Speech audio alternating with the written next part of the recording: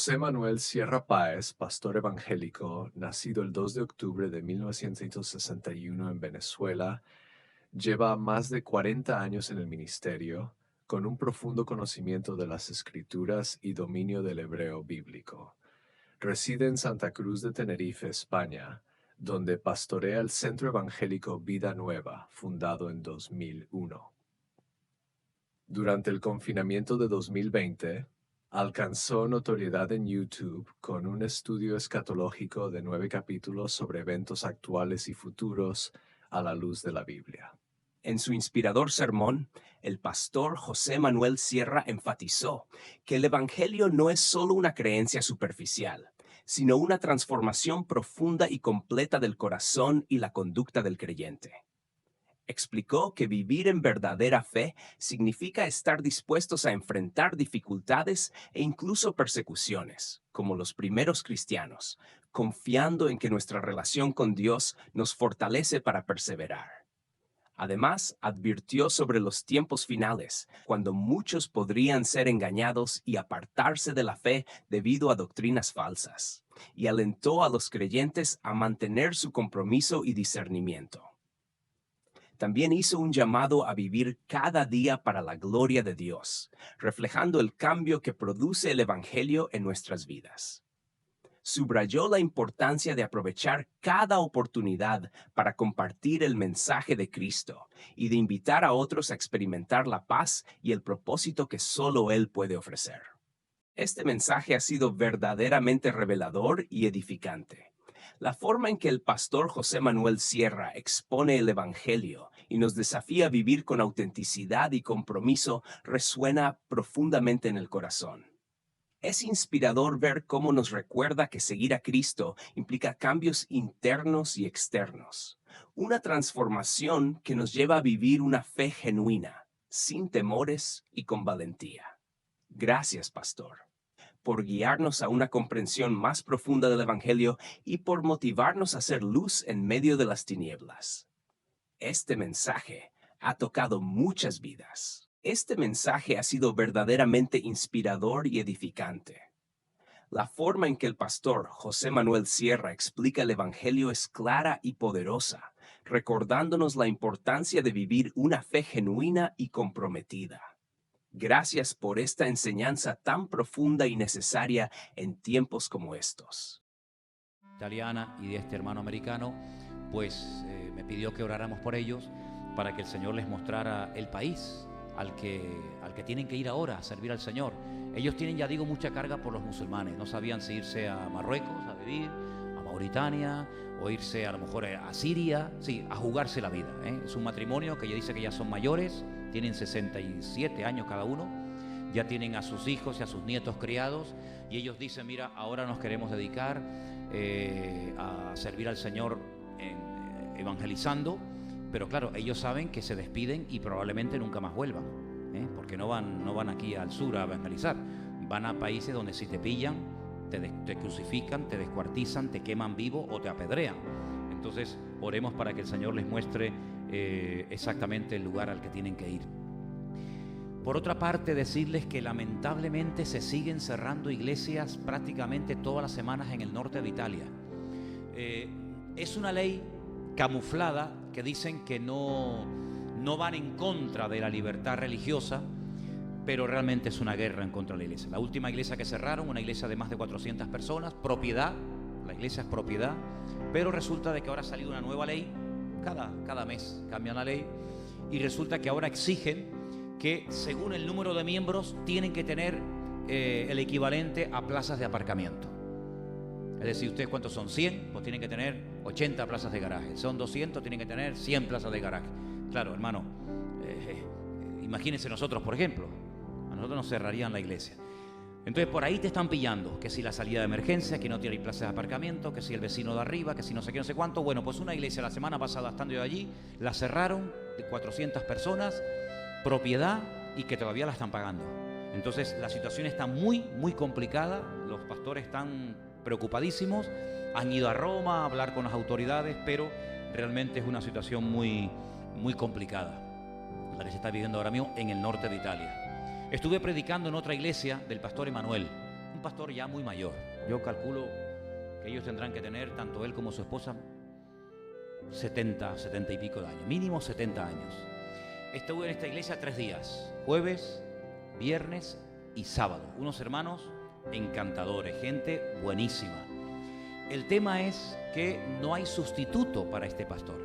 Ellos hablaron con el ayuntamiento porque resulta de que un día apareció muerto un señor y el alcalde pidió al pastor de esta congregación, pastor Emanuel, que si podía enterrarlo, porque nadie se hacía cargo de este hombre. Entonces él fue y lo enterró, hicieron ahí un funeral y tal.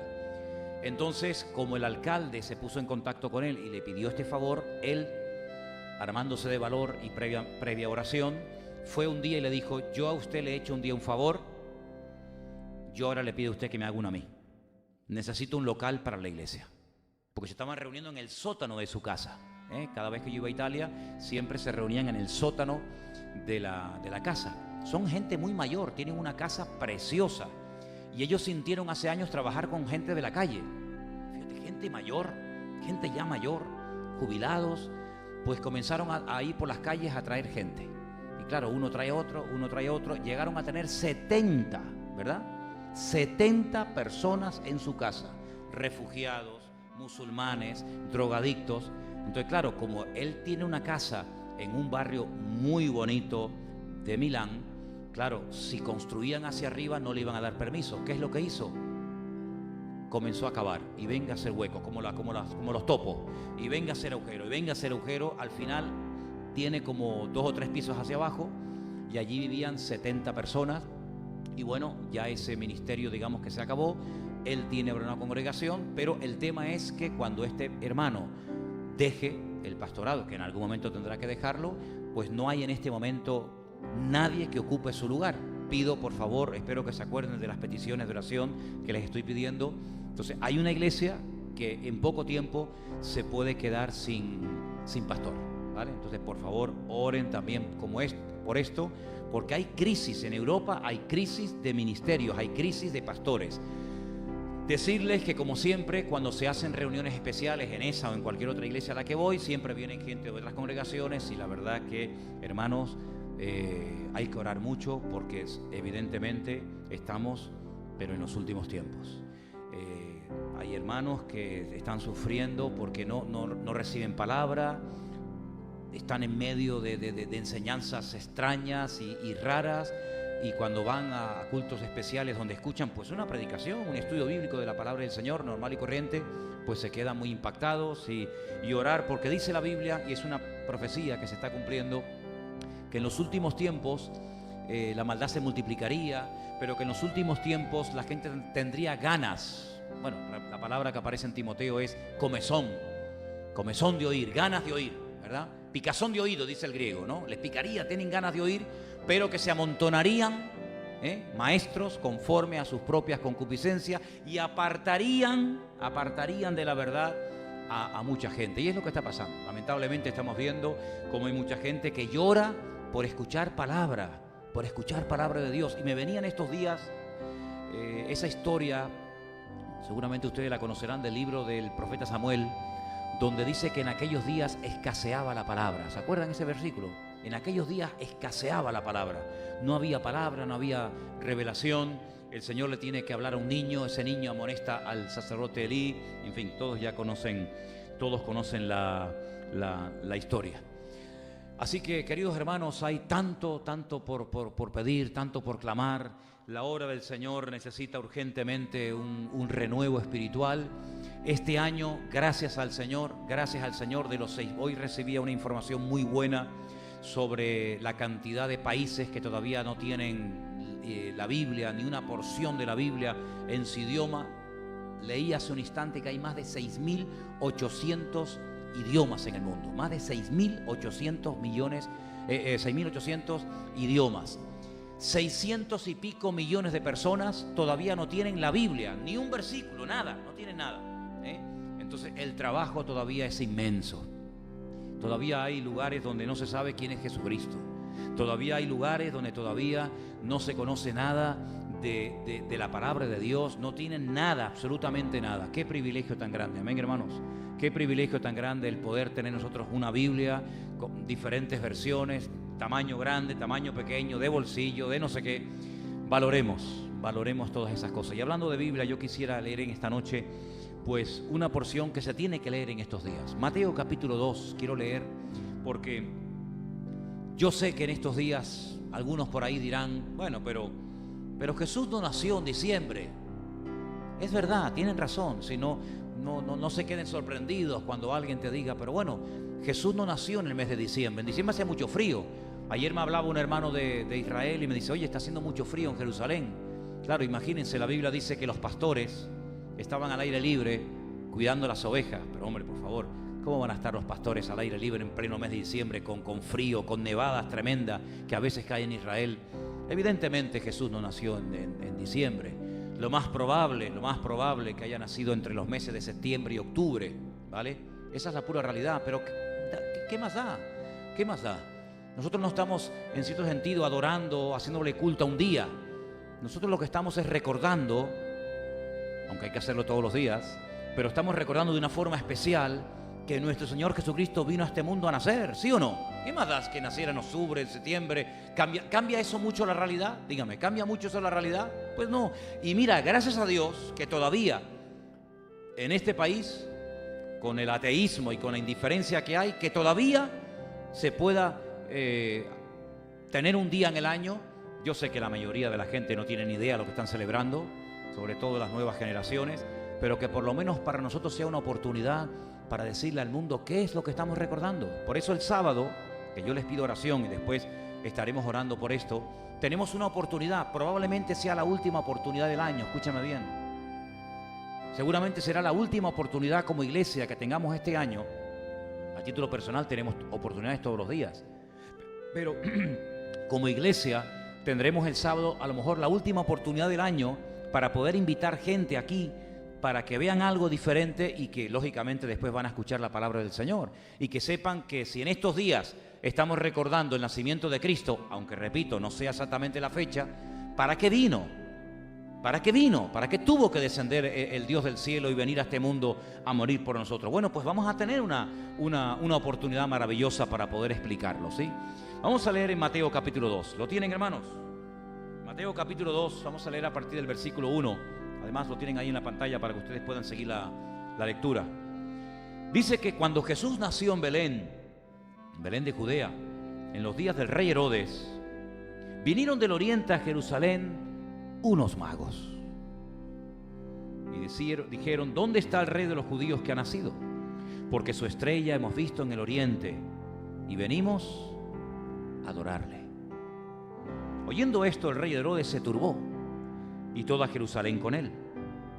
Y convocados todos los principales sacerdotes y los escribas del pueblo, les preguntó dónde había de nacer el Cristo, el Mesías. Ellos le dijeron, mira cómo sabían la respuesta, en Belén de Judea, porque así está escrito por el profeta. Y el versículo de Miqueas, concretamente el libro del profeta Miqueas, dice, y tú, Belén, de la tierra de Judá, no eres la más pequeña entre los príncipes de Judá, porque de ti saldrá un guiador que apacentará, que regirá a mi pueblo Israel. Entonces Herodes, versículo 7, llamando en secreto a los magos, indagó de ellos diligentemente el tiempo de la aparición de la estrella. Seguramente esa conversación tuvo que durar mucho tiempo. Y enviándolos a Belén, dijo, id allá y averiguad con diligencia acerca del niño.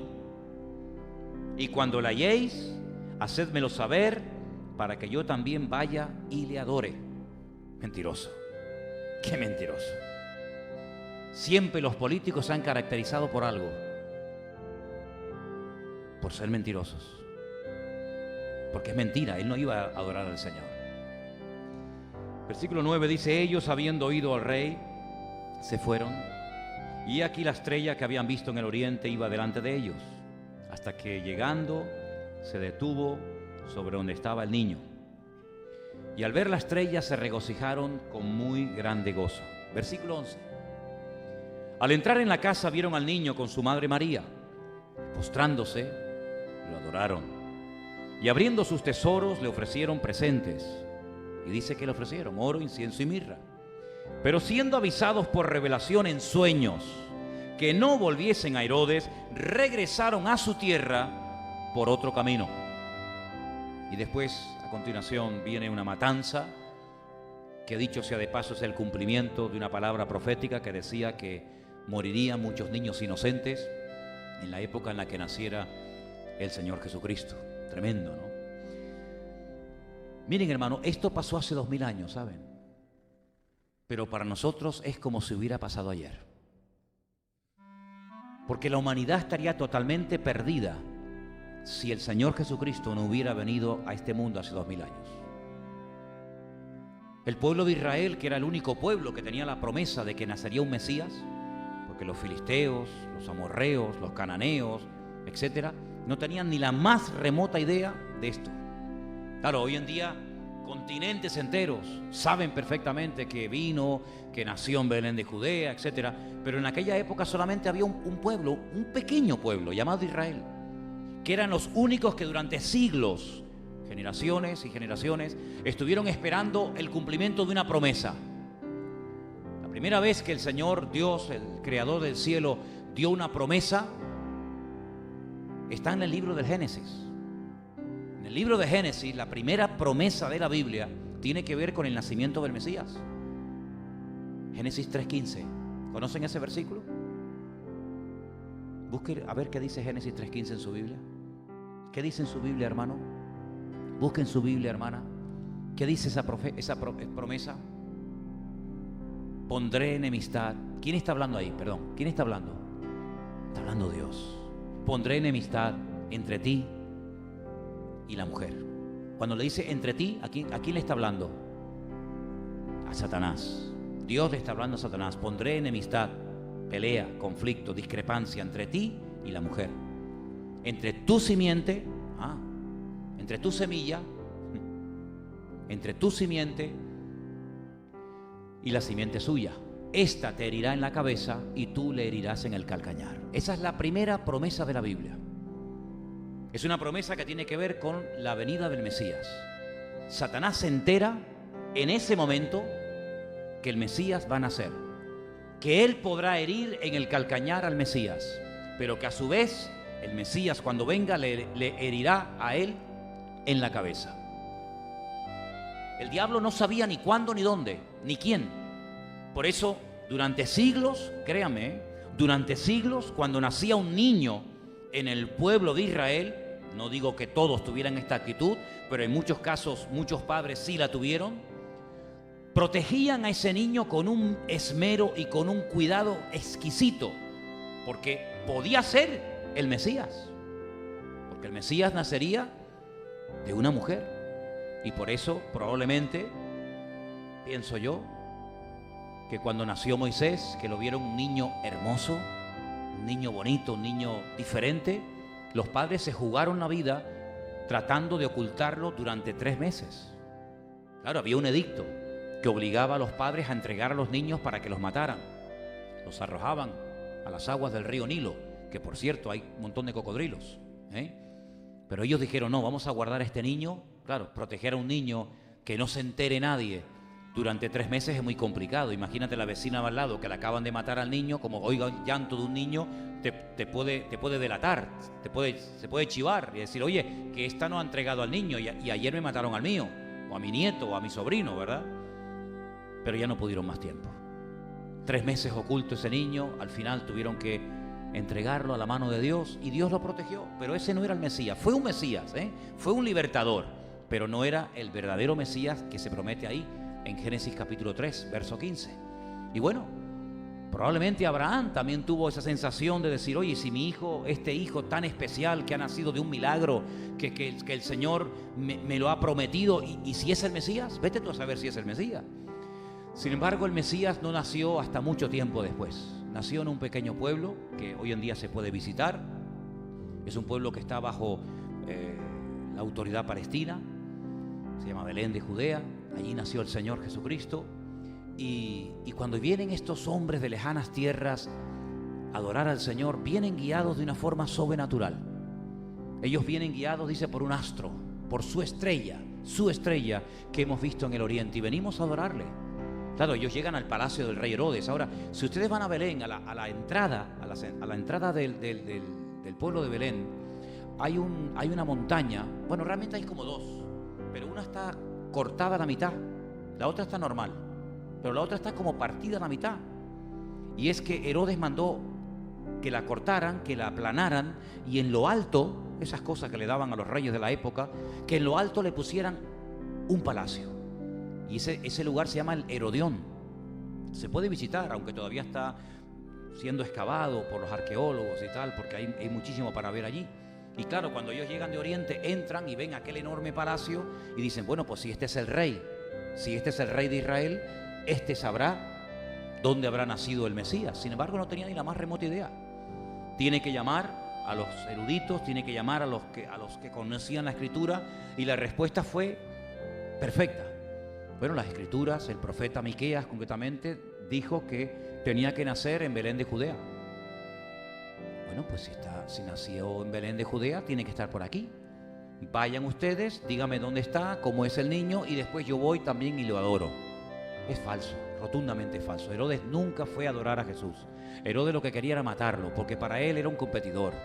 Claro, ahora tú imagínate, ponte tú en el lugar de Herodes, que lleguen estos personajes cargados con un montón de mercancía, no es que traían una cajita ahí ridícula, sino con camellos y tal, viajando semanas, meses probablemente, y que le digan al rey de Israel, ¿dónde está el rey? Vamos a ver, ¿cómo que dónde está el rey? ¿Tienes delante? No. ¿Dónde está el rey de los judíos? Porque su estrella hemos visto en el oriente. ¿Cómo se tuvo que sentir Herodes? ¿Creen ustedes que le hizo gracia que unas personas de lejanas tierras vinieran, se entrevistaran con él, vieran toda la pompa, el palacio, los criados, los sirvientes, los soldados, y que le digan ¿dónde está el rey de los judíos? Se tuvo que sentir fatal, no le tuvo que hacer ninguna gracia. Pero es que Herodes sabía perfectamente las Escrituras. Herodes era idumeo, era descendiente de Esaú, pero él conocía las Escrituras. Y él, sin darse cuenta, cumple con una profecía, lamentablemente no con la de ir a adorar al Señor, sino con aquella de matar a los niños en aquel tiempo. Si quieren la leemos, estamos en Mateo capítulo 2, y la profecía está en el versículo 18. El 2:18 es una profecía escrita por el profeta Jeremías. Voz fue oída en Ramá, grande lamentación, lloro y gemido. Raquel que llora a sus hijos y no quiso ser consolada porque perecieron. Entonces se cumplió otra profecía, otra más. Pero ¿cuántas tenían que cumplirse, hermanos? ¿Cuántas profecías tenían que cumplirse para decir este es el Mesías y no aquel? Pues miren, aproximadamente unas 150. Y algunas de ellas mientras era niño, otras mientras estaba crucificado, otras mientras estaba muerto. Es decir, era prácticamente imposible, totalmente imposible que una persona dijera, bueno, yo me voy a aprender de memoria todas las profecías que se tienen que cumplir en la vida del Mesías para hacerme pasar por el Mesías. Era prácticamente imposible. Porque si las cumplías prácticamente todas, después te quedaba el examen final. ¿Y cuál era el examen final? La resurrección. Si no resucitas, aunque hayas cumplido 148, la prueba final la suspendes, no sirve absolutamente de nada. Juan, tiempo más tarde, cuando escribe una carta, dice, hermanos, y esto quiero que se te meta bien dentro y espero que lo tengas claro, dice, nosotros estamos en el verdadero. ¿Cuántos dicen amén? Nosotros estamos en el verdadero, y el verdadero es su Hijo Jesucristo. ¿Cuántos dicen amén? Bueno, pues lamentablemente hay algunos que en los últimos tiempos dice que apostatarán de la fe. Vamos a leerlo. Vamos a leer en una de las cartas que Pablo le escribe al pastor Timoteo, para que veáis cómo en los últimos tiempos a algunos parece como que se les olvidará lo importante que es tener bien claro que hay que ser fiel hasta la muerte y no dejarnos seducir por doctrinas o enseñanzas extrañas. Primera de Timoteo capítulo 4. ¿Lo tienen?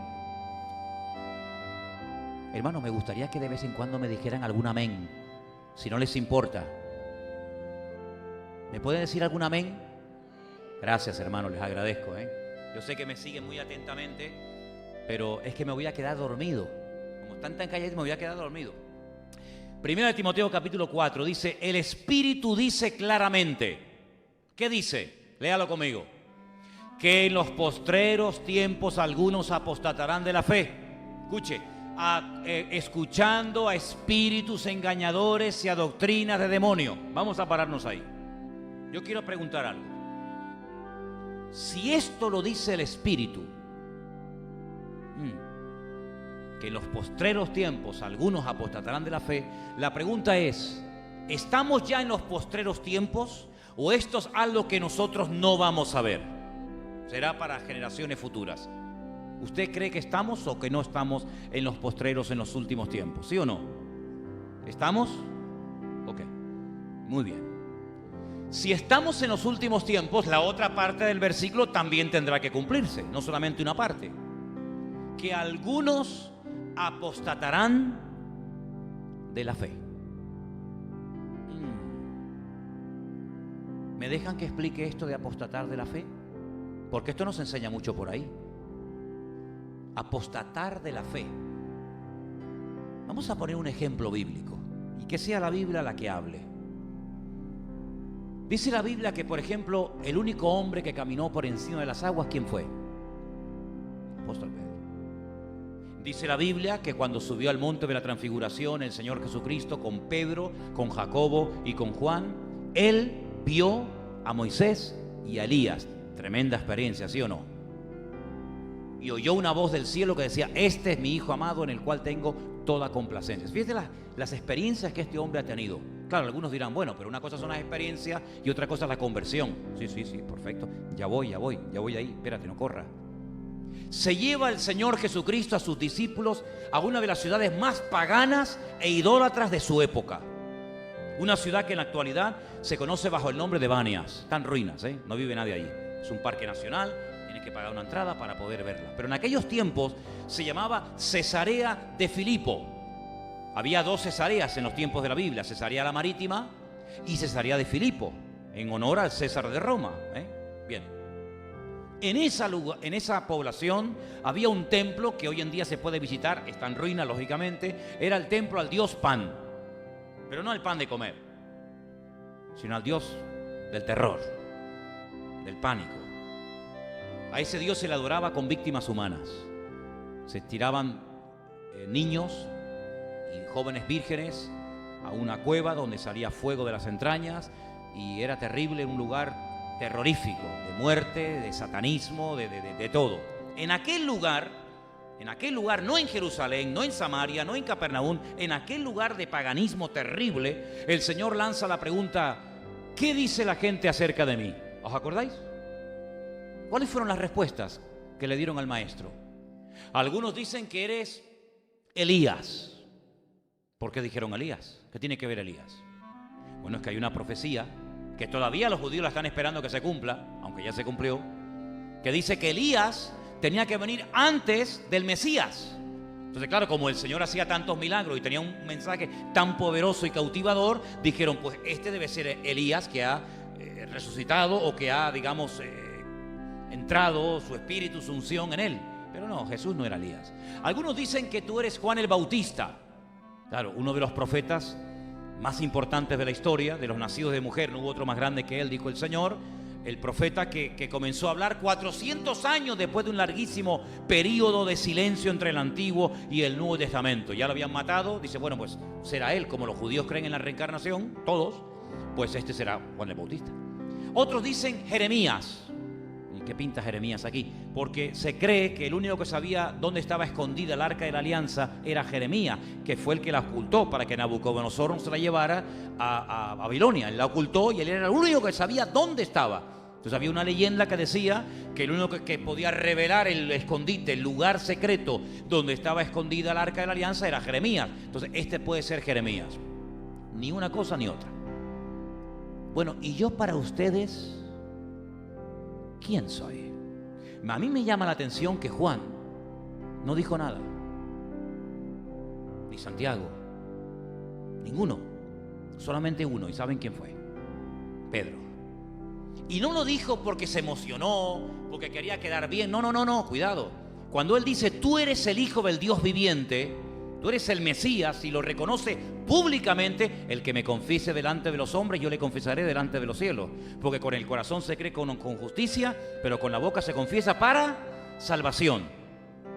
Él lo niega, Él lo confiesa y lo confiesa bien. Y todo el que invocare el nombre del Señor y el que confesare públicamente al Señor será salvo, ¿sí o no? Claro, es que hay que coger todo el paquete, no coger lo que nos interesa. Y el Señor Jesucristo dice algo tremendo que nunca se lo dijo a nadie.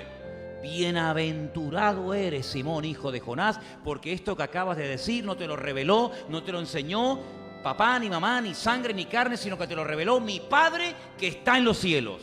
Vamos, más claro, agua.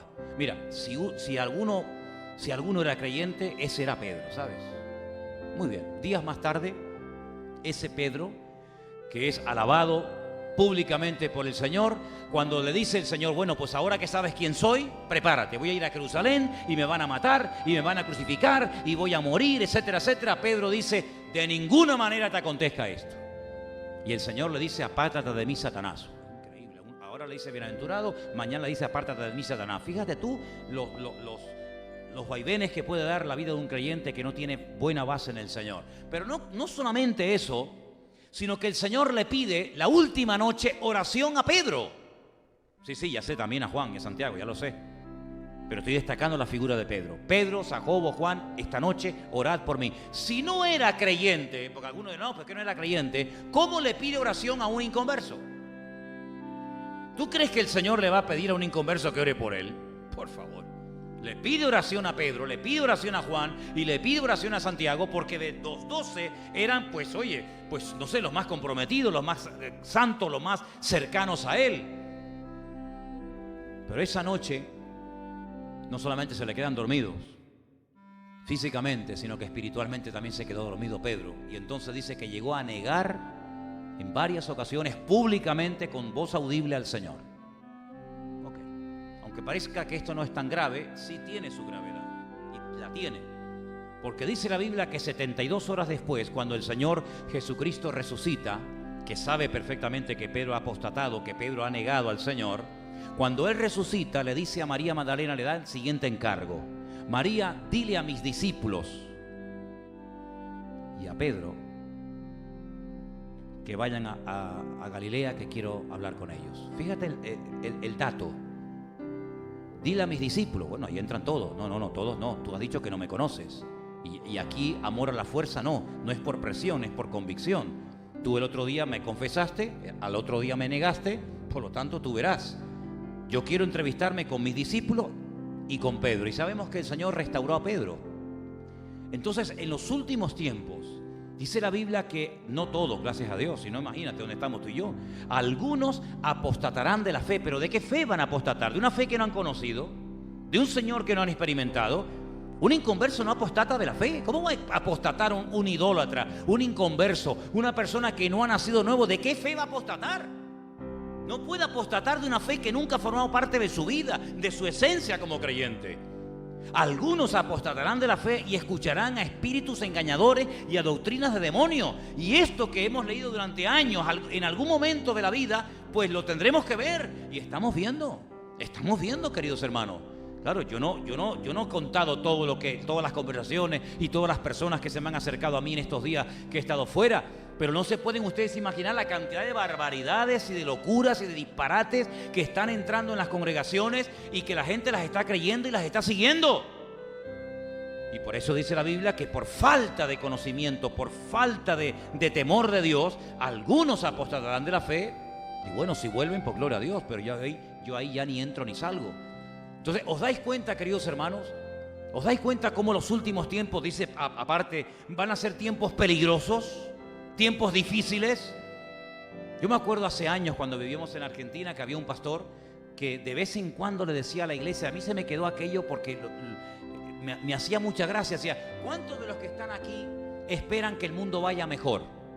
Y muchos levantaban la mano y se me quedaban mirando y me decía, Manuel, mira, estos son los que van a seguir al anticristo. Y ahí me hacía gracia porque yo en aquellos tiempos como no entendía mucho, ¿no? Hablo del año 90, ¿no? Algunos de ustedes ni habían nacido.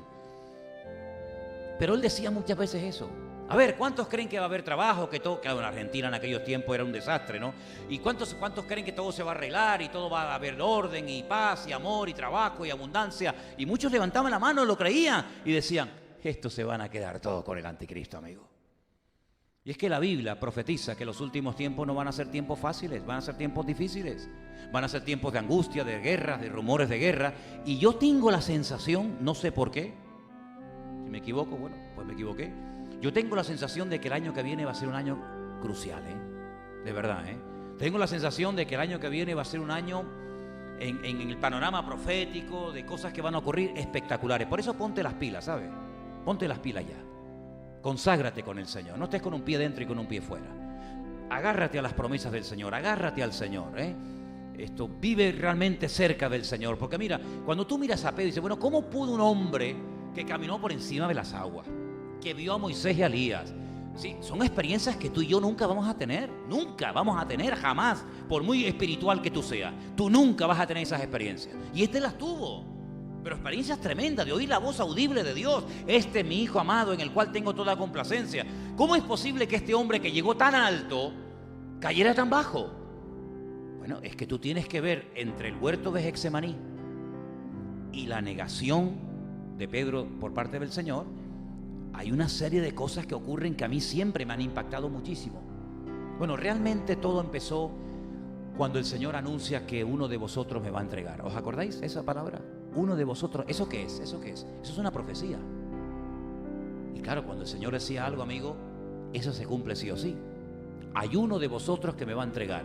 Él oye la palabra y no se da por aludido.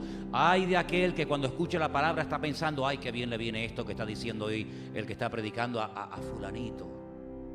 O aquella, ay, qué bien le viene. Te dan ganas casi de coger, como hacíamos en el colegio, un bolígrafo con un papelito dentro y hacía, y le pegabas aquí y dices, ¿estás oyendo? Esto es para ti. Pedro no se dio por aludido, sino que Pedro dijo, Señor, escucha una cosa.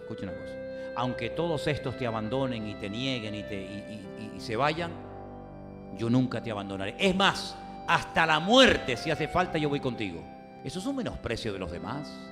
Eso es un orgullo espiritual. Es menospreciar a los demás. Es sentirse superior a los demás, que es un espíritu que se mete muy fácilmente en las congregaciones. Me siento superior a aquella iglesia, a aquella denominación, a aquel creyente. Eso es muy fácil que se meta. Es muy sutil este espíritu, esta actitud, ¿sabes? Menosprecio. Luego, ¿qué ocurre? En el jardín de Getsemaní, pues cuando vienen a prender al Señor, ¿qué hace? Saca la espada. ¿Cómo puede ir un discípulo con una espada encima? ¿Para qué? El Señor iba armado. ¿Para qué lleva un discípulo una espada? ¿Para qué? ¿Qué pasa? ¿Tú te crees que me tienes que defender a mí con una espada? Bueno, pues él utiliza las armas carnales para defender al Señor. Segundo error gravísimo, cuando en la carne quieres defender tu vida cristiana. Es un error garrafal. Luego dice que siga al Señor. Sí, lo sigue, pero de lejos. Amigo, no es lo mismo estar pegadito al Señor que seguirle de lejos. Luego dice que se calienta en un fuego que habían hecho fuera los romanos. Ya se junta con malas compañías, ¿sabes? Y claro, ya al final pues llega y niega al Señor. ¿No te das cuenta cómo hay un proceso? Es que mira, nadie está bien hoy y mañana está en el mundo, sino que hay un proceso, se van rompiendo cosas. El otro día, déjenme que les cuente esto, porque cuando yo en la radio o en el periódico escucho alguna palabra, alguna frase impactante, yo en el móvil todos lo hacemos, hay una grabadora y yo grabo palabras, frases y cosas que me llaman la atención, expresiones, y yo tengo ahí un montón de palabras que aprendo, ¿no? Y el otro día le hicieron una entrevista a uno de los que quiso hacer la independencia de Cataluña, y le dijeron, ¿cómo fue todo este sistema? Y dijo una palabra muy interesante. Dice, nosotros lo que fuimos haciendo durante 4 o 5 años atrás fueron microfracturas. ¿Dirías esa palabra conmigo? Microfracturas, una palabra un poco rara, ¿no? Y él dice, mira, hoy aprobábamos una cosita, a ver qué pasa, no pasa nada. Mañana aprobamos otra ley, mañana hacemos no sé qué, pasado la bandera, mañana no sé qué. Y fueron haciendo pequeñas fracturas y al final, ¡pum!, se rompió todo, ¿no? Es como aquel árbol que les conté una vez, aquel enorme árbol que de repente, ¡pum!, apareció caído y dice, bueno, ¿qué pasó? esos gusanitos empezaron a comer y a comer y a comer y a comer 1 año, 2 años, hasta que al final lo pudrieron y lo tiraron abajo. Cuidado con las microfracturas, con los micropecados en tu vida, esa miradita, aquella conversación, aquella no sé qué, aquella no sé cuánto, y se van rompiendo cosas hasta que al final estás más lejos y más frío que un témpano de hielo. Entonces la palabra del Señor es muy clara en este sentido. Cuidado con esa mala mirada, con ese mal pensamiento, con esa mala palabra. Esto no tiene importancia. Cuidado, porque las cosas pequeñas, prediqué hace poco de las cosas pequeñas, les di una lista enorme. Las cosas pequeñas se mencionan en la Biblia, y las cosas pequeñas y un poco de levadura terminan leudando toda la masa. ¿Cuántos dicen amén? Así que estamos a punto ya de terminar el año. Fíjate, oye, ¿te has dado cuenta cómo se ha ido el año? Pero si es que yo recuerdo el año pasado decir lo mismo. Yo me acuerdo, estaba tal día como hoy diciendo, hermano, qué rápido se ha pasado el 2016. Sí, porque ya estamos en el 17 y el año que viene ya el 18. Y yo dice, madre mía. Y la Biblia nos enseña que en los últimos tiempos habrá crisis de fe. Pero claro, cuando la Biblia dice crisis de fe, ¿a qué se refiere? ¿Al mundo? Pues si el mundo siempre ha estado en crisis de fe, si el mundo no tiene fe. Crisis de fe en la casa de Dios. Es en la casa de Dios. Y quiero terminar diciendo algo que el otro día leía y me impactó mucho la atención. Cuando el Señor Jesucristo dice aquella famosa frase, venid a mí, los trabajados y cargados, que yo os haré descansar. ¿A quién le dirige esa palabra? Pues a los religiosos de la época, a los puntillosos, a los que eran capaces de diezmar del eneldo, del comino, de la menta, de las más pequeñas semillas. Los que eran tan escrupulosos que dice la Biblia que colaban el mosquito y luego se tragaban el camello entero, ¿verdad? Bueno, pues a esa gente tan escrupulosa de la ley, que al final no cumplía nada, el Señor les dice, si estáis trabajados y cargados, hartos de rituales, hartos de ceremonias que al final no llevan a nada, pues venid a mí, que yo os haré descansar. Y el mundo está cansado. Yo veo a la gente cansada, veo a la gente sin futuro, veo a España estancada, créanme, hermano, de verdad, Veo España es un país estancado, ni para adelante ni para atrás, siempre igual. Sí, es verdad, se necesita un cambio, pero espero que sea mejor, porque como sea peor, ¿verdad?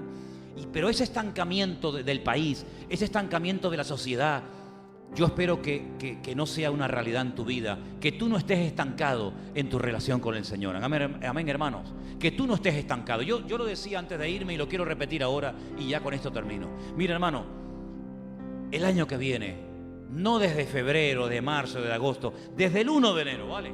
Desde el 1 de enero. Ya sé que a lo mejor te acostarás un poquito tarde, pero procura desde el 1 de enero empezar a leer la Biblia. Empieza a leer la Biblia por el Génesis. Sigue. Oye, 4 capítulos por día. Oye, no me digas a mí que tú no tienes tiempo para leer 4 capítulos al día. ¿Cómo no vas a tener tu tiempo para leer 4 capítulos al día? Y tienes tiempo para ver la televisión, para estar en el internet, para hacer deporte, para ir a la playa, para hacer esto, para hacer aquello. Que tú no tienes unos minutos para leer 4 capítulos al día. Cuando tú acostumbres a tu vida, a tu espíritu, a tu alma, a todo tu ser, a leer la palabra, vas a devorar la Biblia. Mira, yo comencé el otro día a leer el libro de Nehemías, que es una maravilla. Me entraron ganas de leer Nehemías. Es que estaba en la casa de Antonio y su nieto se llama Nehemías, el hijo de Cristal y de Andrea, que por cierto manda saludos. Está embarazada Cristal, dicho sea de paso también. Ahora en marzo da luz, tiene un pepino así, yo creo que tendrá 3 o 4 profetas ahí adentro. Pues se llama Nehemías, entonces digo, voy a leer el libro de Nehemías. Oye, qué libro tan bonito tú, Qué libro tan bonito, Qué hermoso. Un hombre con un buen trabajo, un hombre que tuvo, diría el mundo, la suerte de conseguir un pedazo de trabajo en el palacio del rey. ¿Tú sabes lo que significa eso? Todo el mundo hecho polvo, pobre, en la miseria, sin trabajo, sin futuro. Y él trabajando en el palacio del rey. Y además, fíjate qué trabajo tenía. Probar el vino. Claro, si estaba envenenado, el primero que moría era él. Pero ¿y si no estaba envenenado? Sí, el tío, claro, ¿y cómo sería el vino que bebía aquel hombre? Tú imagínate, la vida, buena comida, buena cama, buenos sirvientes, su vida solucionada. De repente dice que llegan unos paisanos de él, de Jerusalén, y le dice, oye, Ya el hombre estaba desconectado de la realidad. Y le dicen, escucha, ¿cómo está mi país? ¿Cómo está mi tierra? Y dice, tú no sabes nada, ¿verdad? Tú vives en la estratosfera. Claro, tú te pegas la gran vida. Jerusalén está muy mal. El templo está destruido. Las murallas no existen. Las puertas aquellas tan bonitas están quemadas al fuego. Jerusalén es un montón de escombros. Y él dice que se siente tan mal. Él podía haber dicho, bueno, mira, qué lástima, ¿no? No. Él no es indiferente al dolor ajeno. Dice que él se pone a orar, ayuna.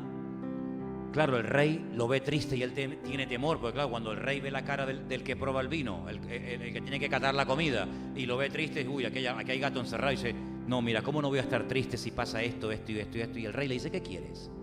¿Qué quieres? ¿Qué pasa? Dice, dame permiso, déjame ir a mi tierra y restaurar el templo. Y se va y lo deja todo. Yo digo, Señor, increíble este hombre. Se va y dice que se levanta durante varias noches, no le dice nada a nadie, se monta en su cabalgadura y dice que quiere ir por un lugar, pero no puede subir, tanto escombro que hay. Después quiere ir por otro lado y a los 3 o 4 días junta a los ancianos y le dice, ustedes ven que esto es un desastre. Esto es un desastre. Esta no puede ser la ciudad de nuestro Dios. No hay casa, no hay templo, ni nada. ¿Por qué no nos ponemos manos a la obra y nos ponemos a trabajar? Y estoy leyendo el libro de Nehemías, que hasta él mismo se pone a trabajar y involucra a la gente. Claro, no es fácil, hay enemigos, le vienen insultos, le vienen problemas de aquí, problemas de allá, tienen que trabajar con una mano en la espada, con otra. Pero él es un hombre que activa su fe y se pone a servir al Señor. Eso es lo que tenemos que hacer cada uno de nosotros. Claro, no tenemos que restaurar una muralla, no tenemos que levantar un muro, que todavía se puede ver parte de ese muro en Israel, no todo, pero parte. Pero sí tenemos muchas cosas que hacer y es la obra del Señor, levantar el testimonio del Señor. Y mira, hermano, en estos días, oportunidad que se te presente para hablar del Señor, aprovéchala, porque es un momento especial, ¿sabe? Es un momento especial. Claro, nos han metido a toda costa al barrigón panzudo este de barba blanca y con el vestido rojo que arranca de los años 50 con el famoso anuncio de la Coca-Cola, y ya no se habla de los magos de Oriente, ya no se habla. Pero hermano, aprovechemos esta oportunidad, repito, aunque no sea, ¿sabe? Aunque no sea, pero da igual, que el mundo sepa que el sábado aquí vamos a tener algo diferente, que el mundo sepa para lo que vino el Señor. Y quiero decirles que hemos comprado Biblias, ¿sabes? Pero no para regalar así a tontas y a locas. Hemos comprado Biblias, se han empaquetado, se han hecho paquetitos con porciones de la Biblia, ¿verdad, Margarita? Con Nuevos Testamentos, etcétera. Hermanos, el sábado, por favor, el sábado, esté atento a las caras nuevas que vendrán al culto. Si usted viene con alguien nuevo, atiéndalo usted. Atienda usted a la persona que viene nueva, Pero si usted no trae a nadie, por lo que sea, que espero que no sea así, si usted no trae a nadie, fíjese si hay alguna visita, alguna cara que no es habitual verla en la iglesia. Acérquese a él, acérquese a ella, sea hospitalario, dile la bienvenida, regale un Nuevo Testamento, regale una Biblia, pregúntale cómo se llama, invítelo para los cultos. ¿Sí? Tenga esa iniciativa, no esté ahí sentado escuchando, sino aproveche la oportunidad que el Señor le va a dar este fin de semana. Y de aquí al sábado podemos invitar a mucha gente. De hecho, yo quiero que me traigan ahora los folletos que hemos hecho para orar y pedir que el Señor los bendiga, y que cada folleto que repartamos, cada uno de nosotros, sea una persona que Dios mediante venga este sábado. Hemos traído 40 sillas más para llenar todo este lugar y para tener un programa especial que glorifique sobre todo al Señor. Pero también queremos que sea una herramienta para poder evangelizar y explicarle al mundo el motivo por el cual el Señor Jesucristo vino hace 2000 años. ¿Cuántos dicen amén? Vamos a ponernos de pie, por favor, todos. Aquí tenemos los folletos que se han hecho. Gracias. Amén. Aquí tenemos los folletos que con la ayuda del Señor vamos a repartir de aquí al sábado. Vamos a orar para que el Señor toque los corazones, toque las vidas. Pido que por favor estén orando para que todo salga bien. El sonido fundamental, las luces, los niños, la obra de teatro que va a haber, la decoración, en fin, todo el mensaje que finalmente va a haber. Hermanos, que todo salga dirigido por el Señor. Todos los años es una bendición, ¿sabes? Y queremos que este año lo vuelva a hacer. Y queremos que este año mucha gente venga y escuchen el verdadero mensaje. No el comercial, el verdadero mensaje que tenemos que darle al mundo para que sepan que el Señor Jesucristo está vivo. ¿Cuántos dicen amén? Cierra tus ojos, vamos a orar.